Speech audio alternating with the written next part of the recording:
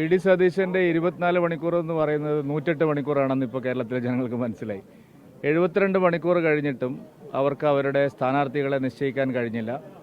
വലിയ തോതിലുള്ള ആഭ്യന്തര കലഹങ്ങളാണ് യു ഡി എഫിലും അതുപോലെ എൽ ഡി എഫിലും നടന്നുകൊണ്ടിരിക്കുന്നത്. യു ഡി എഫിനാണെങ്കിൽ പ്രധാനപ്പെട്ട മണ്ഡലങ്ങളിൽ പോലും സ്ഥാനാർത്ഥികളെ നിശ്ചയിക്കാൻ സാധിക്കാത്ത സ്ഥിതിയാണ്. മുസ്ലിം ലീഗിൻ്റെ സ്ഥാനാർത്ഥികളൊഴിച്ച് മുന്നണിയിലെ മറ്റ് സ്ഥാനാർത്ഥികളെക്കുറിച്ചൊന്നും തന്നെ അവസാന നിമിഷത്തിലും യാതൊരു തരത്തിലുള്ള ധാരണയിലും എത്താൻ അവർക്ക് സാധിച്ചില്ല.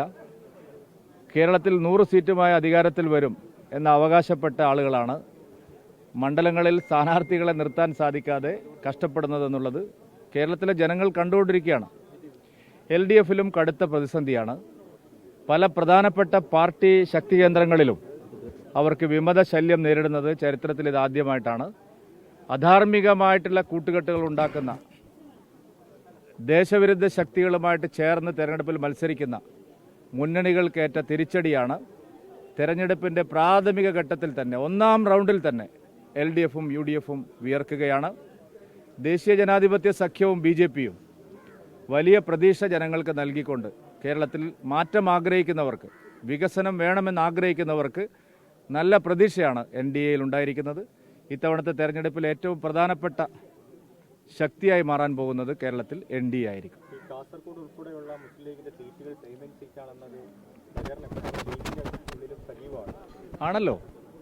രാഷ്ട്രീയ പ്രവർത്തകരോ സാമൂഹ്യ പ്രവർത്തകരോ അല്ല, ബിസിനസ്സുകാർ, കച്ചവടക്കാർ മണ്ഡലങ്ങൾ പിടിക്കുന്നു എന്നുള്ളതാണ് യു ഡി എഫിനകത്ത് തന്നെ ഉയരുന്ന ആക്ഷേപം.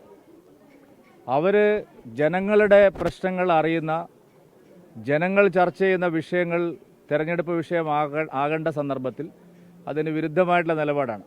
എല്ലാ കാലത്തും വർഗീയതയെ കൂട്ടുപിടിച്ച് തെരഞ്ഞെടുപ്പിൽ ജയിക്കാമെന്നുള്ള അവരുടെ കണക്കുകൂട്ടലിന് ഇത്തവണ തിരിച്ചടി ഉണ്ടാകുമെന്നുള്ളതാണ് ഈ പ്രശ്നങ്ങളെല്ലാം കാണിക്കുന്നത്.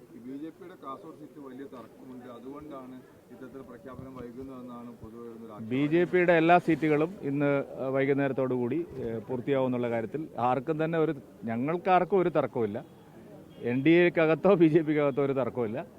ഞങ്ങളുടെ 2ാം ഘട്ട സ്ഥാനാർത്ഥി പട്ടിക പൂർത്തിയാവുന്നതോടുകൂടി 140 മണ്ഡലങ്ങളിലും ഞങ്ങൾക്ക് സ്ഥാനാർത്ഥികൾ ഉണ്ടാവും. ഒരു തർക്കവുമില്ലാതെ സ്ഥാനാർത്ഥികളുണ്ടാവും.